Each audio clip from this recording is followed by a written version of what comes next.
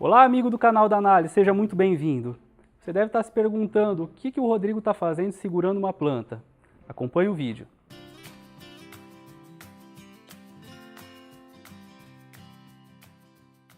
O assunto de hoje é sobre variação. Variação é um processo que ocorre naturalmente. A gente pode observar, por exemplo, nas plantas. Plantas com tamanhos totalmente diferentes, como essa daqui na minha mão e essa ao meu lado, tamanho de folha, forma de folha e outras características que você pode observar. Não é diferente em seres humanos, você pode ver uma variação muito grande em pessoas, animais. Imagine cachorros, que você tem desde um chihuahua até um labrador, um dog alemão. A variação ela é desejável em alguns processos e outros não. Em processos naturais, como por exemplo a seleção natural, ela só acontece porque você tem variação das espécies. Em outros casos, como processos industriais, a variação nem sempre é tão desejável, porque variação no processo de fabricação de algum produto pode causar perda de qualidade e perdas econômicas. Por isso é muito importante você saber as formas de quantificar a variação da variável que você está trabalhando. Se você quer saber como trabalhar com isso, se liga no vídeo até o final. Do mesmo jeito que utilizamos apenas um número para representar uma medida de tendência central para explicar o nosso conjunto de dados, a gente pode utilizar números representantes para explicar como a nossa amostra, o nosso banco de dados está variando, mais especificamente alguma característica de interesse e como ela está variando. Então vamos pegar um exemplo que nós já tínhamos usado no vídeo sobre tendência central, medidas de tendência central.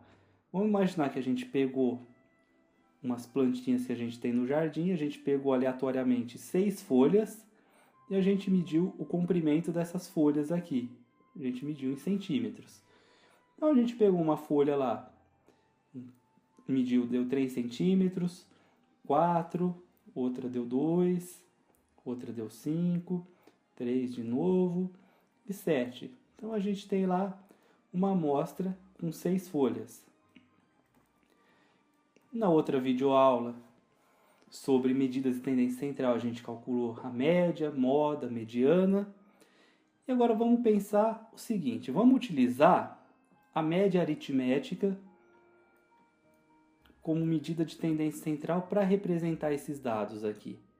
Então vamos calcular a média aritmética. 3, mais 4, mais 2, mais 5, mais 3, mais 7, dividido tudo isso pelo total de amostras, que são 6 amostras. Se você somar todos esses valores aqui, você tem 24 sobre 6 e vai dar uma média de 4 centímetros de comprimento. Então as folhas têm em média esse comprimento. Agora vamos pegar o seguinte, vamos fazer a seguinte ideia, ó. Vamos pegar aqui uma linha e colocar todos os valores das amostras que a gente pegou. Então, 1, 2, 3, 4, 5, 6 e 7. A nossa média está aqui, ó, no valor 4. Agora vamos representar todos os valores de amostra. Então a gente tem uma amostra, uma folha aqui com 3 centímetros de comprimento, uma outra com 4, uma outra com 2, uma outra com 5, uma outra com 3 de novo e uma outra com 7. Então todo mundo representado aqui. A gente mediu a média aritmética, a gente estimou a média aritmética para ter um valor que representa a nossa amostra, um valor de tendência central. E agora, como representar um valor que me indica essa variação dos dados ao redor da média? Vamos fazer o seguinte, vamos reescalar esses números, vamos usar uma outra escala, em que eu vou chamar a média aqui de 0. E cada ponto desse daqui vai ser uma diferença em relação ao zero. Então, em relação ao zero, a gente tem menos 1, menos 2 e menos 3 para a esquerda, 1, 2 e 3 para a direita. Estou colocando na mesma posição dos números aqui de cima. Eu só estou reescalando a média para um valor zero e os outros números como diferenças em relação a essa média. E vamos plotar de novo todos os valores aqui, de todas as amostras que nós tínhamos em cima. E vamos fazer o seguinte, vamos montar uma tabelinha aqui do lado, que eu vou chamar de xi, cada amostra do meu conjunto de dados. Então, 3, 4, 2, 5, 3 e 7. E aqui do lado eu vou colocar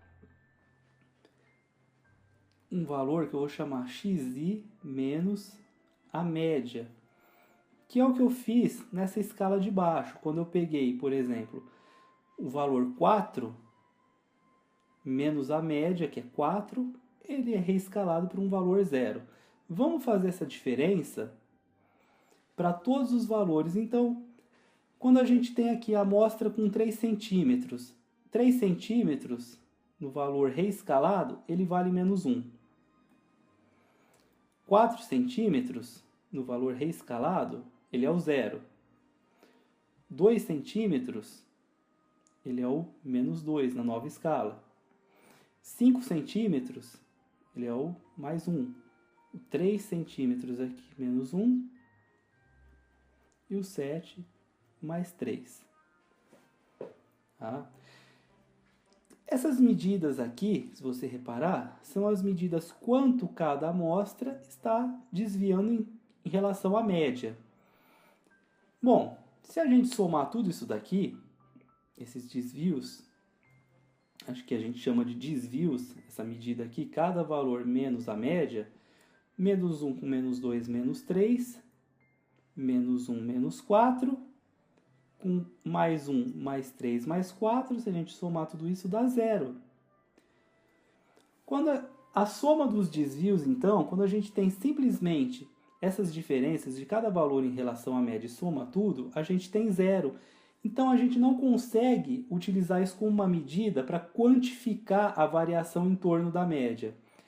É por isso que, então, a gente opta por usar um artifício matemático, que é esse aqui, ó. Cada valor menos a média, que são os desvios, mas os desvios agora elevados ao quadrado.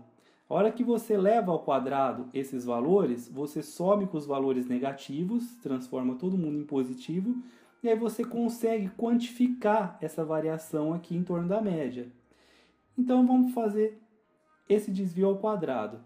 Menos 1 ao quadrado dá 1, 0 ao quadrado, 0, menos 2 ao quadrado, 4, 1 ao quadrado, 1, menos 1 ao quadrado, 1, mais 3 ao quadrado, 9. Vamos somar tudo isso daqui. Então vai ficar 1 mais 4, 5, 6, 7, 1 mais 9, 16. Agora, com essa medida, a gente pode calcular uma medida de variação. Uma medida de variação que a gente utiliza muito é a variância.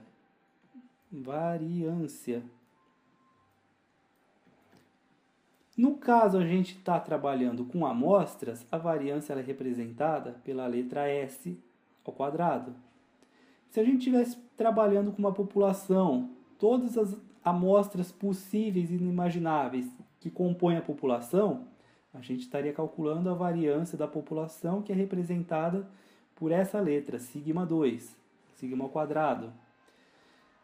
Vamos lá, para a gente calcular a variância de uma amostra, nada mais é do que pegar aqueles valores, aqueles desvios ao quadrado que a gente calculou e dividir pelo número de amostras, a gente tinha 6 amostras, menos 1. Esse menos 1 aqui é da própria fórmula da variância. Então, nós temos aqui 16 dividido por 5.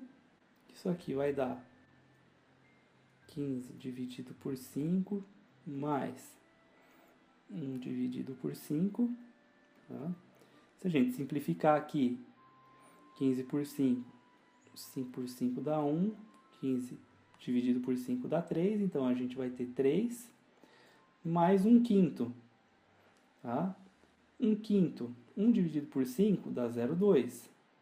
Então a gente tem aqui no final que a variância é de 3,2 centímetros.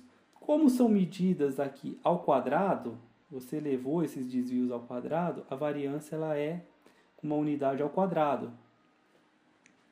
Como fica esquisito para interpretar esse valor ao quadrado, já que a gente trabalha com medida de comprimento em centímetros e aqui a variação é ao quadrado, a gente vai trabalhar com uma outra medida que depende da variância, que é chamada desvio padrão. Desvio padrão, que também serve para quantificar a variação dos dados, que a gente representa pela letra S, se estiver trabalhando com variância amostral, e simplesmente o sigma, se a gente estiver trabalhando com variância populacional. E no caso aqui, o desvio padrão nada mais é do que você tirar a raiz quadrada da variância. No caso aqui, vamos fazer a conta. Abrir a calculadora. A gente tem 3,2, raiz quadrada disso, 1,79. Então, 1,79, como você tirou a raiz quadrada, a unidade volta a ser centímetros. Agora que você já viu algumas formas de trabalhar com variação, você já está pronto para fazer uma tabela de uma estatística descritiva das variáveis que você está trabalhando. Você pode montar e colocar o número de observações que você utilizou para fazer as suas análises. Você já pode colocar medidas de tendência central, como média, mediana, que a gente apresentou nesse vídeo aqui em cima. Você pode também colocar valor mínimo e máximo que você observou na sua amostra. E agora, com esse vídeo, você pode colocar variância e desvio padrão como duas formas de quantificação da variação da característica ou variável que você está trabalhando. Se você gostou desse vídeo, dê seu like aqui embaixo e se inscreva no canal. Sua audiência é muito importante para a gente continuar o nosso trabalho. Aperta aqui o sininho, porque sempre que tiver vídeo novo, você vai receber a notificação. Qualquer dúvida, pergunta, fique à vontade para colocar nos comentários aqui abaixo. E qualquer sugestão também é sempre bem-vinda. Pessoal, um abraço e até a próxima!